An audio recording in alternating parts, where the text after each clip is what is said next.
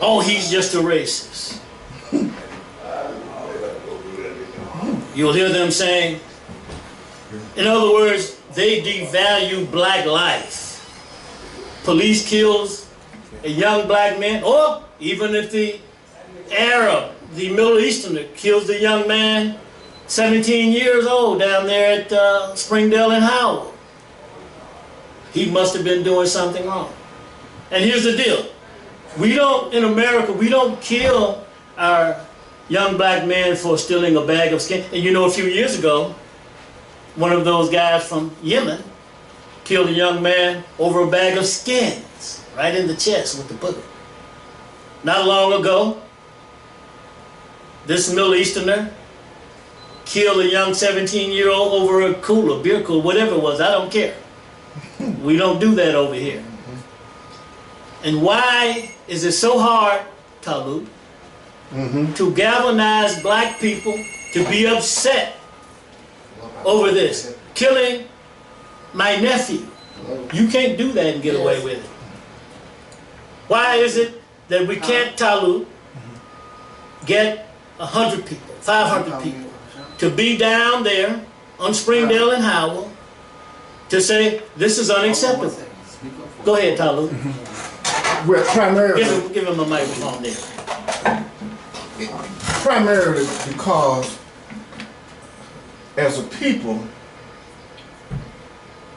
each and every one of us want to be the one who create the new idea. Okay. The leader. Okay. The brain power behind everything that goes on in society and everything that is a part of our lives. We want to be number one in that position. Okay. So, if a legitimate issue is raised by a common man, we ignore it. Okay. We pretend as if though it's not an issue at all. Okay. We will actually boycott. We'll boycott that idea. Okay. We'll fight against that idea. Boycott each other. Yeah, is what I hear you saying. We would join the Caucasian, European, and whites and fight that man tooth and nail. Pertains about that idea. We'll do everything wrong. Everything, literally everything wrong, we'll do it. Why? Because we hate one another. Good point. We hate one another so viciously, so passionate. Okay. I will add to that. You gotta get beyond. I will add to that. In order to hate someone outside of yourself, mathematically, you must hate yourself. Absolutely. You understand what I'm saying? So we've got a call? Yeah. Let's take this call real quick because I've got some heavy stuff to put out there. Come on, caller. Very good. Hey, P. Moses? Yes. Doing good. How are you? All right. Yes. Go right ahead with your commentary. I just wanted to say that we're planning to organize a boycott, not just of the store in which Dorian Harris was killed, but a boycott of any businesses that do not reciprocate the wealth that they generate in the communities in which we live in.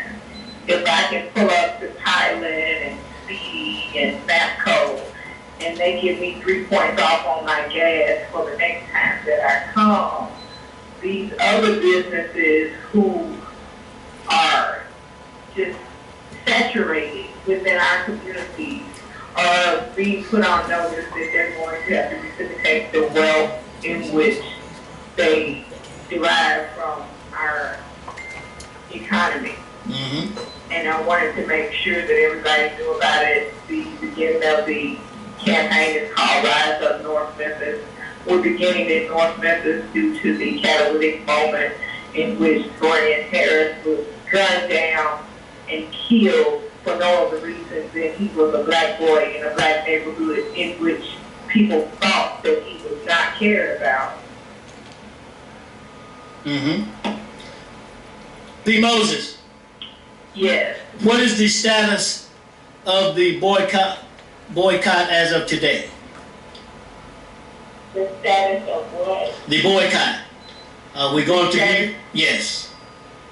The status of it is that it is ongoing. We've been alternating shifts, specifically the shifts in which they get the most traffic in the evenings and stuff. But we are also requesting that anyone who lives in North Memphis or who drives down Springdale not station at a sharp stop, because they have continued to make a mockery of our lives and our children's lives by remaining open after they said they were going to close. Then they said they sold the business, but they're continuing to try to generate wealth, even though they have yet to make reparations with the community in which they have adversely affected by gunning down a child for no other reason than the fact he was a black boy. A lot of people want to put focus on what the police report and what the allegations are, but I personally have seen the video in which took place, and we're not waiting on Amy Wire for the court to try Mr. Gonzalez. We are trying him in the court of public opinion, and their license to do business in the hood has been revoked.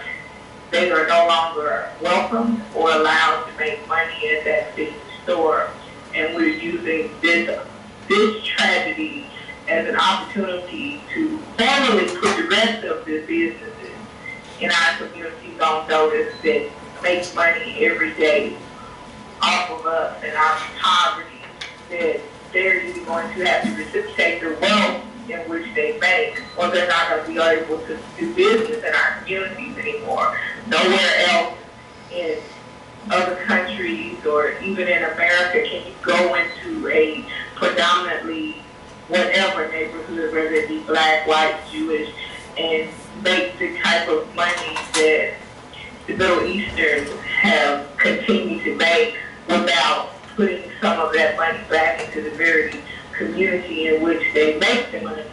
We've been exploited for far too long, and their time is up.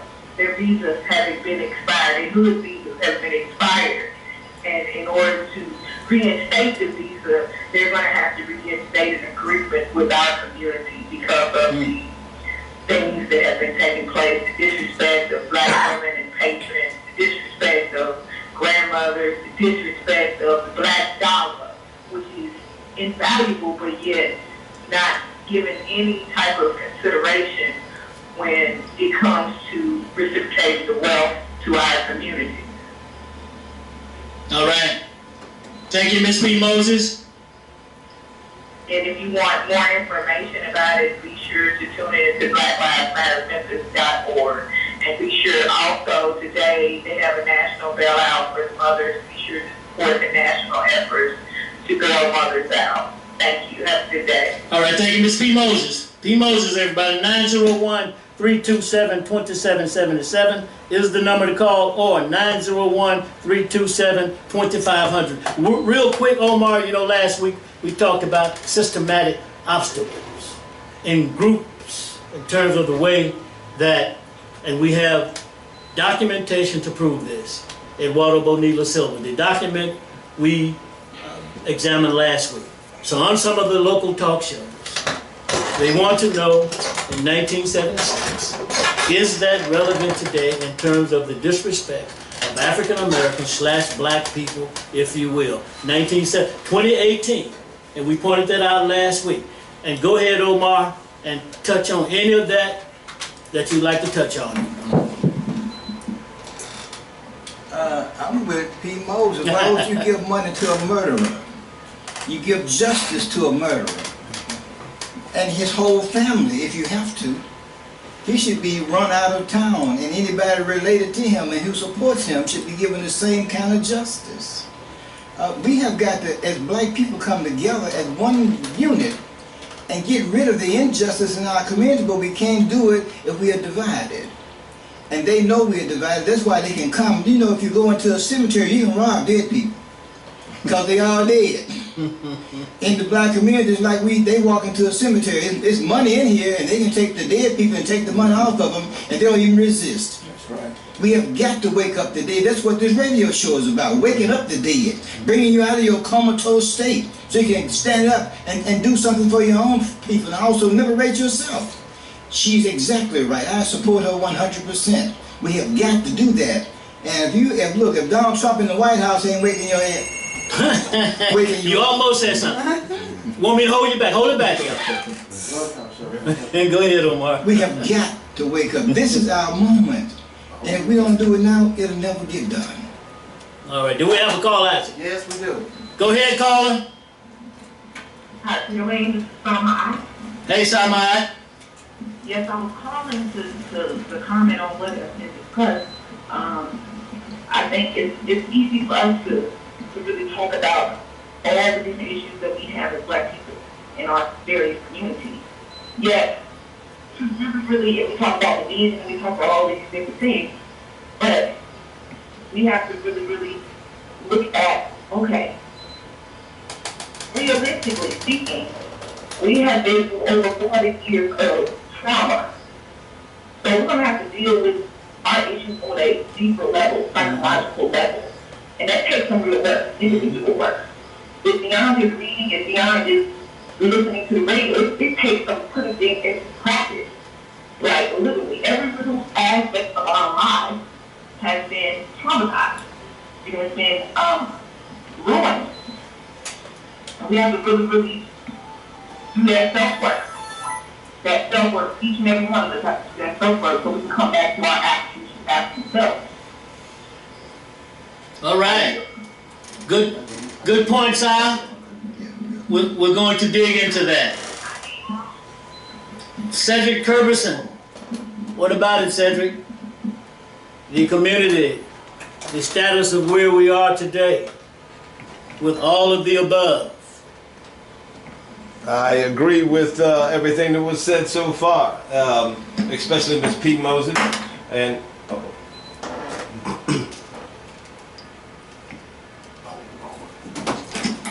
There you go. all right, we back again. Yeah. Yes, sir. Mic drop. Mic drop, but we're back in. Okay. Now, I agree with everything. The boycott is definitely necessary, and I think that you guys need more mobilization out there. I saw the grandmothers outside there. I saw the little children out there boycotting and protesting with the signs. I saw the brother Isaac Richmond and his crew out there. I saw Lyft and their crew out there. But I'm sure we're going to be needing many more people. You know, many hands make light work. So, you know, we do have to continue on to send that one message. And they just elected to be the token of this particular movement. And that it seems like the community states that sure will not be open again. And so that's what's going to happen. So, yes, sir, I'd like to see more of that coming together. All right. Cedric Curberson, we thank you. Do not forget to support Miss Lois Lomax and family. And by the way, she's going to be joining forces with Chet Kibble. And they'll be coming out pretty soon with new and updated information. Chris Walton, again, at Smith and Bellevue at 240 going north. Andy Smith, Urban Farming and Evolution. Andy Smith, located at 2267 Shasta Avenue. Now, Ms. Sa said something about, I'm paraphrasing, self-examination, sort of going back to what we said about self-hatred, Talu, which equals hatred of your own people, brothers and sisters. I never would have thought. And Springdale right there, a part of my life growing up was right there. On Springdale, a little small house behind my grandmother's house and all that stuff, you know, that general stuff. And as I grew older and bigger and all that, I used to stomp that entire area. I never would have thought that an interloper would come into my street and shoot and kill my nephew. We must fight. Tolu, I want to take one more comment from you, Kokayi, Shay Renee, And your name again, brother? Khalil Abdul Kawi. Just call me Kawi, brother. Kawi, okay. Kawi. And you sent me a note, you know something about this street. Right. And are we going to get a comment from, in all fairness, I'd like to hear from everybody on the panel. So, are we going to get a comment from you, miss? Your name again? Maisha, you right? Maisha, right? Oh, you're just on the camera, or are you going to I'm just on the camera. help us out here a little bit? All right, Talu and Khalid Kokai. Yeah. Well, we have so many issues to deal with in our community, and we've been dealing with them for decades, and well, in centuries, really. We're trying to move again from one point to another. The political climate is not in our favor today. Well, actually, the political climate has never been in our favor. Okay. But what we were able to do in the days of old was move from one point to the other. Well, today it's a little different. Okay. We're stagnant as a people. The political climate is suffocating us. It's going against our moral fabric. It's going against what we think of ourselves and what we think of America. We are in shock. But we have to come out of it. We have to realize that there is a future. And the future is about our young people. We have to give them marching orders. As many of us are passing out of this world, we need to hand over to them real issues that they can take and build our society from. For an example, many of us of my age, of my generation, we really don't believe that our legacy has been taken. We don't believe that. In fact, we actually believe that where it's okay for another ethnic group to take our heritage and our history, come into the community, come in and take whatever they want. Yeah, do what they want to do. Because we had it and we didn't do anything with it. Right. We allow we allow the interlopers to come in and do what they want to do in our community. Give you an example quickly. Beale Street. Beale Street, Stax Museum, Claiborne Temple, Lorraine Hotel. These institutions are part of our heritage. Yet, we've allowed another ethnic group to totally control our history and our future. We can't even make decisions about when our children visit these institutions. Pardon me, we can't even make decisions on what they would see, what they would hear. Somebody else is putting all that out there for them, who are not of our ethnicity. Right. And do not have your interest at heart. Absolutely and not. And we're foolish to sit around and allow this to take place. And one more point. Okay. They are making tens of millions of dollars a year off of each one of those institutions. And we are sitting around talking about we want some black business. Take back our institution. The people in South Africa took back their things. The Japanese took back their things. The Jews took their things back from the Germans. Well, we got to have that kind of ball, that kind of gut, that kind of courage to go after what's ours and surrender it over to our young people for the future. All right. Listen, we've got a call. Hold on, caller, I'm coming right to you. Omar, Sister Sa said something. She said something that you've talked about a lot on this show, but you characterize it as debriefing. She spoke to self-examination, digging within oneself to, and I'm adding to what she said, to uproot the self-hatred that resides in the souls of so-called black people in this country. Go ahead, Omar. You know, what she said is on point, and I preach it every day.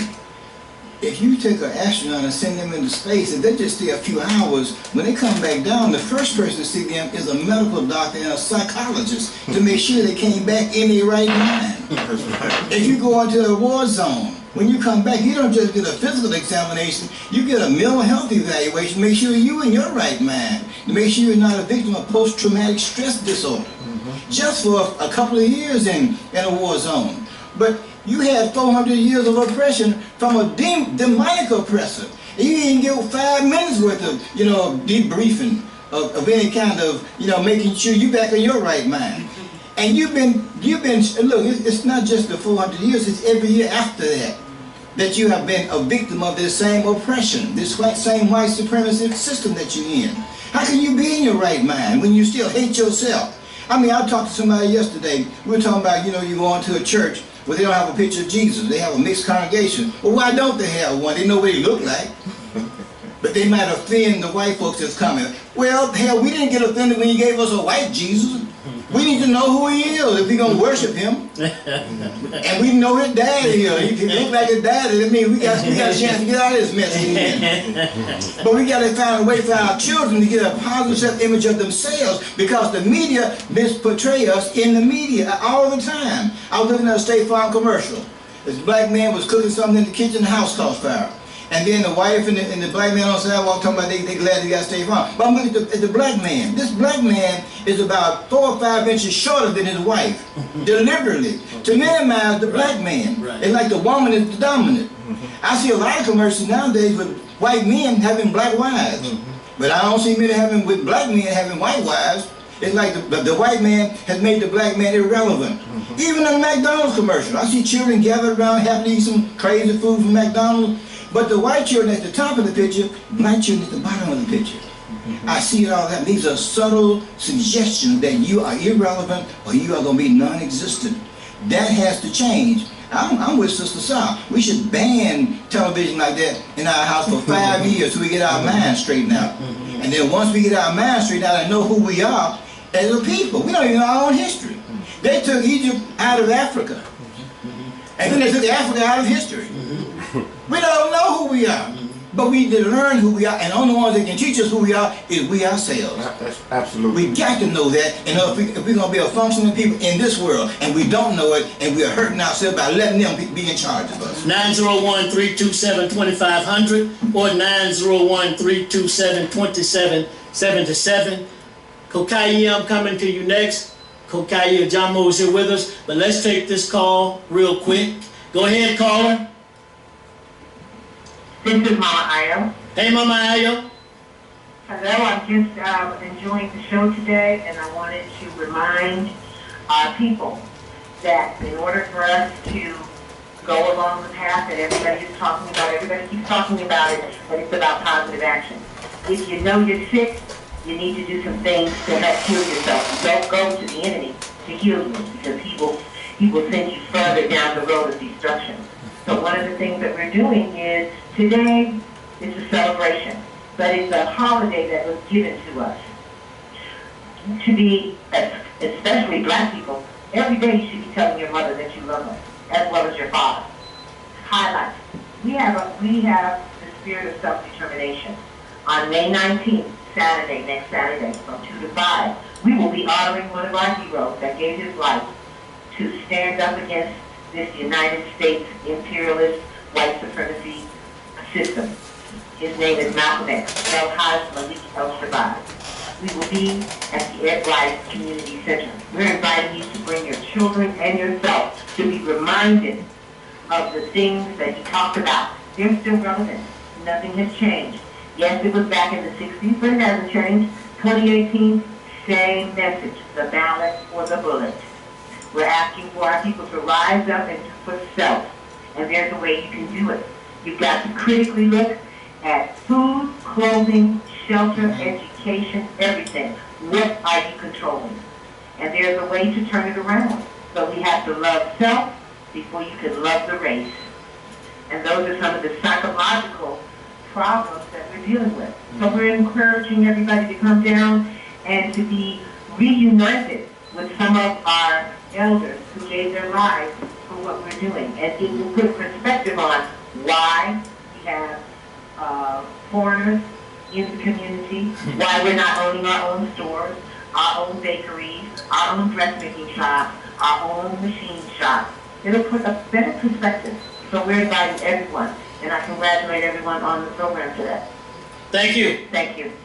So Kayi, take it away. Well, thank you, Brother Red, for allowing me to actually state my position on all of this. Anytime. We are, first and foremost, people who have, for many years, recognized that there's a serious problem, a serious issue going on in our community. One of the things we have to deal with is the propaganda that, like Malcolm said, in all fairness, we've been misled, led astray, bamboozled, hoodwinked. And so we began to take on the characteristics of our enemy when we started looking at ourselves. First and foremost, if any of us have a relative in a hospital, we go to that hospital with goodwill cards, balloons, and we share with them that we love them because we know that they're a victim of whatever circumstances that they have been exposed to be in that hospital. And for people, we need to stop allowing people to tell us that we're not victims, and we shouldn't give our people get-well cards and try to work diligently to change their conditions to cure them of the illness of being oppressed and exploited for so many hundreds of years. That's why we're doing the things that we're doing. Just the fact that we turn our children over to our enemy 14 hours a day and get them back and expect that we should be the ones that make sure that their pants are not hanging down, that they're not practicing homosexuality, when our enemy has taught them that for 14 hours a day. We give our cars to a mechanic and for 14 hours a day, and we expect them to get that car back. Why we don't expect these folks to teach our children how to be real men, real women, when we turn them over every day? We turn them over kicking and scratching and clawing, and now we forget that these people don't have our best interests at heart. And so when we start talking about having institutions that are ours and not to turn them over to our enemy, we have to recognize that the basic fundamental reason why they are being turned over to our enemy is because we don't control the land.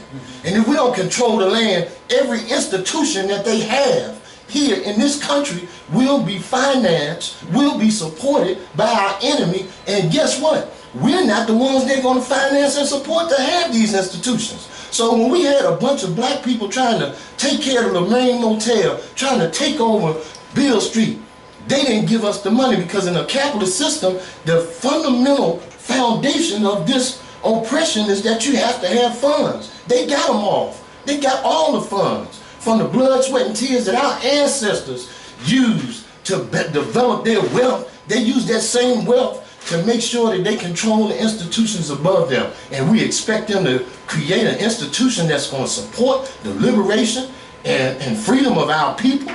We need to recognize that the fundamental solution to our problem is to have our own sovereign, independent nation. And we have one called the Republic of New Africa. And when we all start recognizing that that's the solution, then we'll have the responsibility of making sure that they come to fruition. So this is not a joke. Like Malcolm said, revolutionary ain't no word you just use haphazardly. If you knew what it was, you're running in the alleys, running away from the responsibility of taking care of the future of your children, your grandchildren, and your great-grandchildren. So let's stop, just pussyfooting around and recognize the truth. The truth is we need our own sovereign, independent nation, and until we recognize that, we won't be in a position to take care of our ill family members that have been deprived of their history, deprived of understanding that you have to put things in historical context to understand why things are happening the way they are happening today, who's responsible for those things that are happening to us today, and what is the solution to our problem. Okay, 901-327-2500 or 901-327-2777. You may call either number. I thought I heard Kokai discussing something was the mark of insanity. Omar, but I'll tell you, I see this commercial quite regularly, and it's a commercial of a young black man. You know, he's dancing. You know, he's dancing, doing the little feminine dance and spinning around. You know, all that. And then it flips to the other side, and there's a female with some boxing gloves on, tearing the boxing bag up. So when the commercial is going on, the young black man, I guess he looks to be 19, 20, 21, whatever. So he's skipping down the hallway, skipping out, you know, looking all feminine and gay and carrying on. We got 2 calls. We've got 2 calls. The 2500 line, go first. Go ahead. Yes, this is Brother Super. Go ahead. Go ahead, brother. Yes, I've been listening, and from what I've been listening to, everyone is on point, so I'm not going to try to just add anything to that. But as Sister Ayo said, we are having our celebration on this Saturday at the Ed Rice Community Center, and we are honoring one of our greatest spokespersons, Brother Malcolm. And now Malcolm said, the future belongs to those who prepare for it today. So we got a lot of youngsters coming out. And these are the people that we are trying to reach. So if they prepare today, once we leave here, we'll know that everything is in good hands. All right. And we have some great speakers coming in. We have Brother Waboka Sabukwe from Ella, Mississippi, Brother Patrick Alexander, Black Lives Matter, Sam Brother Khalil Abdul Kwai Al-Afriki. And we will be there from 2 until 5. And one thing that I want to add to this, I've heard a lot about us being ready, being the one that prepares our children. But Malcolm said one thing that has always stuck with me is to be careful, be courteous, obey the law, respect everyone. But if someone puts their hands on you, what are you supposed to do to them? Send them to the cemetery. But I want to take that a step further and say that you don't give no one a chance to put their hands on you. You be prepared. Because if they put their hands on you, it may be the last breath you take. So we have to be prepared and know our enemy. And another thing Malcolm said, if a snake bites one of your children, you don't go out looking for that snake, just any old snake will do. No. So like Brother Kai was saying, free the land. We got to have land.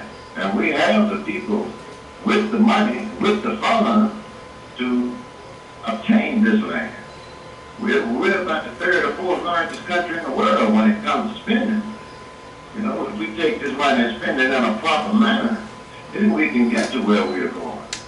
That's why it's important that we teach our youngsters these things so that they can carry them further and make sure that their children don't miss the boat. And I just wanted to share that with you, my brothers and sisters, and hopefully we will see some of you all out on next Saturday and come prepared to hear some things. So a lot of us, you will have heard these things before, but repetition is a thing that is good when used properly. So with that being said, I'm not going to take up too much of your time, Brother Wallace. And I want to thank you for letting me come in and for listening to me. And this is a good program that you have on here, where people get a chance to share their views and comments. The more views and comments you get on a thing, you know, the more directions you may find to get yourself out of a situation that you're in. So, all right, thank you, old Super. Yes, it is, brother. Thank you for calling. Yeah, anytime, man. Yes, sir. I try to get with you more often, but like I say, I don't have a radio in my house. I don't listen to radio. So I listen to it when I'm riding, so I'm sitting in my car now as we speak. All right, I'll send you a text message to remind you to go to your car and get ready for the Love Power Show. Okay. Thank you for calling. I'll stay on for a while. Black Liberation Movement. Brother Omar, everyone, Mr. Kaye, all kinds of people. And Kokai said that Patrick Alexander is with the Black Liberation Movement as opposed to Black Black Lives Matter. 901-327 2500 or 901-327-2777. Let's take this next caller. Hi, we go ahead. This is from my again. Hey. Yeah, I just wanted to add on to what everybody was saying. We do a lot of things defensively because we're constantly under attack. Constantly, but we have to start thinking far in advance and ahead and move offensively. And when we're as we're building our nation, we're going to do that we're building our nation. That self-work is key because we cannot go into our nation with the same colonized, capital mindset or sort of create the same things. So doing that self-work is going to be key. It's going to be key. We have to start thinking in a communal aspect. We have to get rid of all of the different mental diseases and all the different, even social, the way we treat our children, the way we treat our wives, our husbands, all these different things. We have to rid ourselves of all these European concepts as we go into our nation. So that self-work is key. Okay. Very key. Very key. Me being a young person, I'm not young anymore, but I'm young enough. One of the main things that I see that has been the death of our movement and moving forward towards our liberation is our ego. If we had our African mindset, that would be pushed aside. There is no I in our liberation. It's only we. So we have to rid ourselves of that. That's what we have to, or else we're the same. It doesn't matter how many different organizations, how many egos is the best of it all. Everybody's thinking on the individual level, wanting recognition, I understand it from a psychological standpoint that you've been told that you're nothing all of your life. People haven't had this crave for attention because we have not been in our natural environment. Okay. And it's understandable, but we have to check that in ourselves. Right. Check that in ourselves. Okay. I'm not talking about folks that not in the know. I'm talking about some of us that know our position, that have been on this journey for a long time. And that one simple thing has been the depth of our life. We have to stop thinking so linear and so individualistic. We have to think of the whole and from an offensive point. Because it doesn't matter how many stores we go into, if we don't have a place for people to go to, we're going to be still stuck in the same situation. All right, thank you, Sister Sa. Thank you very much for your call. 901-327-2777 or 901-327-2500. Shay Renee, we've heard quite a bit from the women. Happy Mother's Day. Let's get a comment from Sister Shay Renee at the table, on the panel. Thank And you. then we'll... Thank you, and thank you for the Happy Mother's Day. You talked about keeping it real, and I don't know, I'm not from the generation of James Brown, and when that music came out, I'm black and I'm proud, but I think that I probably was here, and I just had to come back for right now, because that's so in me. And if we talk about keeping it real, then I think that we as black people have to get pride within ourselves once again. I was raised in the country, and I was raised by a 4'11" woman that carried a big ass shotgun, but she didn't raise no punks. You understand me? And so I don't understand the generation that we have as black people, because we some punks. Excuse my French, but we some punks, black folks. And I'm sorry, but we need to go back,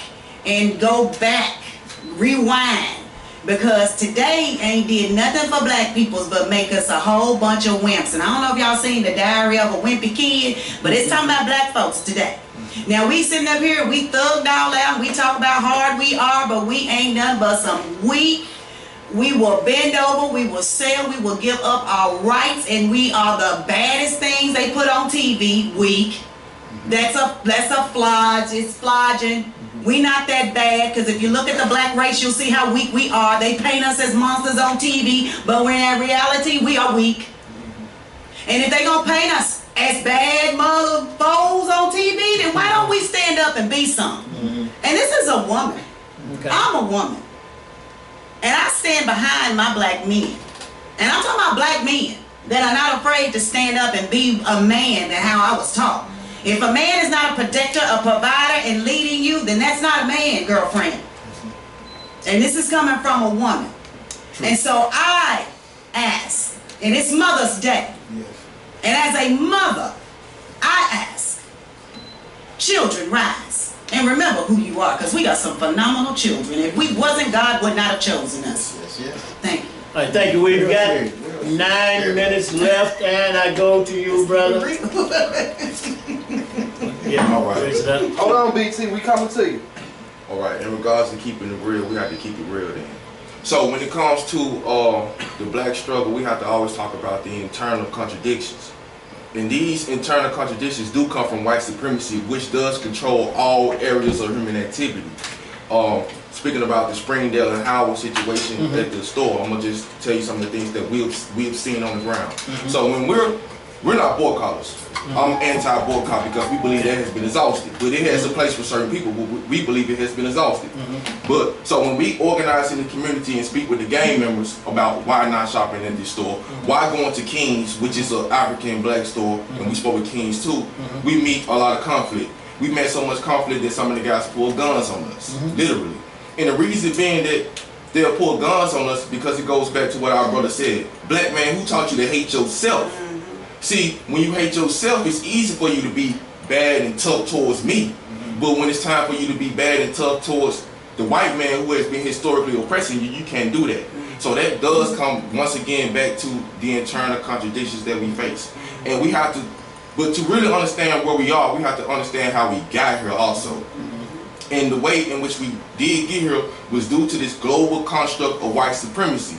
And this global construct, even though we see what they do to other colored people, other brown people, black people around the world, what they have done here inside of America is they have allowed lighter skinned folk, Middle Easterners, Chinese folks, whoever gonna, collude with them under the construct of capitalism to, they give them privilege. That's how the Middle Easterner is allowed to come into our neighborhood. It ain't that he just so savvy and he got money. No, he come over here broke, and the government gives him grants. So when we're talking about boycotting these stores, we have to have a plan. The plan should be this right here. No, this store, you don't reciprocate the funds back to us. No, you don't belong here. As a matter of fact, roll.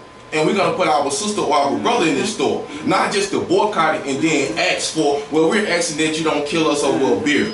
Or we're asking that you don't kill us over Skittles. No, roll, bounce. You know what I'm saying? This is the position. The position is not to put more black people into politics. The position should be to have our own land. Because black people, when we think about separation and integration, no, I'm a separatist. I'm going to let that be known. I'm for separation. But we have never had separation in this country. Even when we were so-called separated, because the white man still could come into our community and do what he wanted to do. When we look at what happened in Oklahoma, the Black Wall Street, we had some money. We had a community. But what the white man came and bombed it. Because we ain't never been separated. Because the relationship between black and white people, that's the principal contradiction. Don't get that misconstrued. Period. That's the principal contradiction. The relationship between black and white people is like a parasite and a host. And the parasite needs his host. So what we got to do is we got to get rid of them parasites. And we the host. So I'm gonna leave it at that. Yeah, we're short on time. We've got BT on the line. And BT, go ahead. Hey, I was Red. Hey, BT. From the Malco all the way down Beale Street. And I see Elvis Presley. And when he started Beale Street and rock and roll music, I got to go down Florida to search for W.C. Handy. Then Elkington comes in my mind too. Then I look at TV. I scanned the TV on Saturday, last Friday, and they had a whole marathon of Tarzan the Ape-Man. Here's a man that can be Lord over you, and he's incoherent.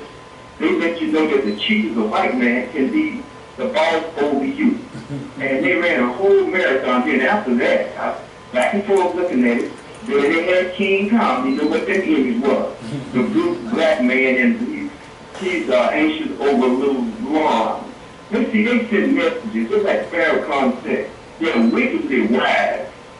Thank you. All right, thank you, BT. 901-327-2500 or 901-327-2777. Now, there are some disagreements here today, but we don't have time to dig into them now. There are some generalities here that I really love to dig into, but we are about 4 minutes left on the show, and next week we're going to talk, Talu, about Tom Burrell's book, Brainwash. I absolutely love that book, that documentary. So next week, Omar, let's dig into that. Brainwashed. We're short on time, caller. Go right ahead, make it quick. 30 seconds. Yeah, this is Brother on Super calling in again today. And there was a program coming on tonight, I think, that may interest some people here. And that's a documentary on CNN tonight from 8 until 10 about the Gullah Geechee Nation, Queen Quet. Okay. The Gullah Geechee Nation and the things they are doing to hold their land and reclaim their land. All right. Yeah, there may be some points there. On CNN. Yes, sir. Okay. All right, thank you. Thank you for giving us that information, Osupa. Okay. Yeah, and Burrell points out a few things. That many of us as a people, we like to impress each other.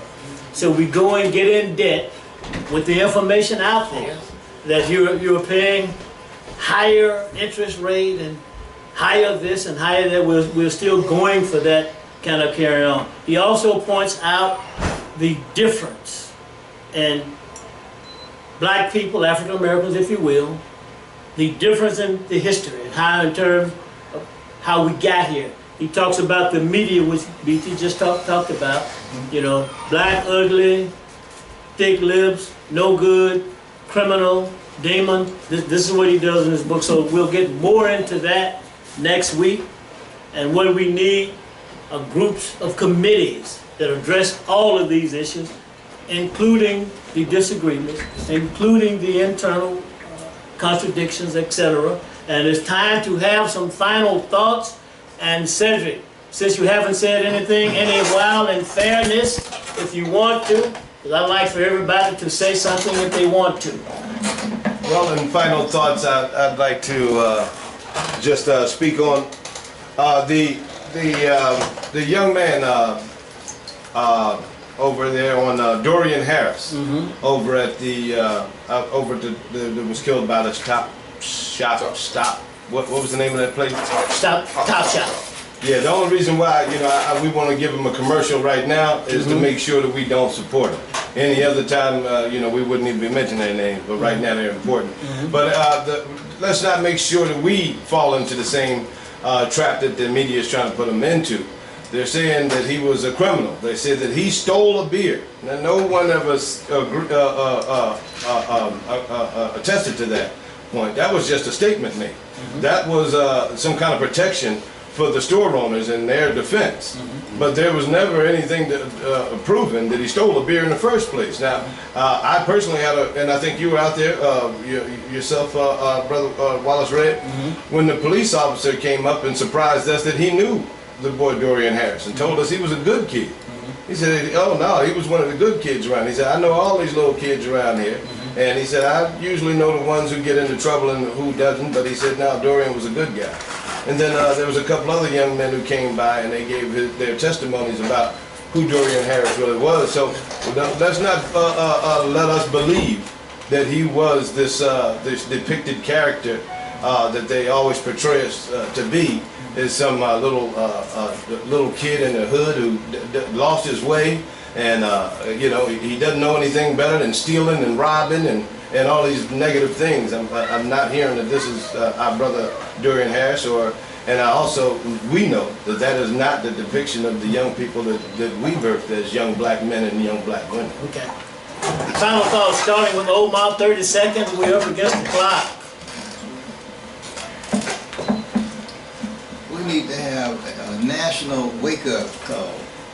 Every major city in this country need to have some kind of forum somewhere where black folk come together and work out the strategy of how we're going to get ourselves out of this predicament we're in. Taluk, 30 seconds. Thank you very much, sir. And again, happy Mother's Day to everybody. The word should be revolt. In the turn of the century, when African American people decided to take charge of their lives, they just revolted against everything. They became successful in the revolt.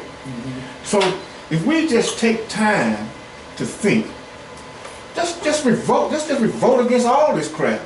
Take back what belongs to us. All right, 30 seconds. To me, it doesn't matter if Dorian Harris was a thief, a robber, a murderer, or whatever. If he was so, he was so due to white supremacy. If he was a fraternity brother and he had assimilated, then that doesn't mean that his life should be more valuable. Right. All right, Shay Renee, 30 seconds. With the Dorian Harris, every life is valuable, and that was a young man, 17 years old, that had a future ahead of him, and we have to begin to save our children. They are our future. All right, we thank you all for coming. Tune in next week as we discuss Tom Burrell's book, Brainwashed. Thank you. Tune in next week. They can tune in on the other side right now. Yes, tune in to KQPN, AM 730, West Memphis, Arkansas. And the number to call over there, as we've said, 901-452-3094 or 901-324-7490. Thank you. All right. Set.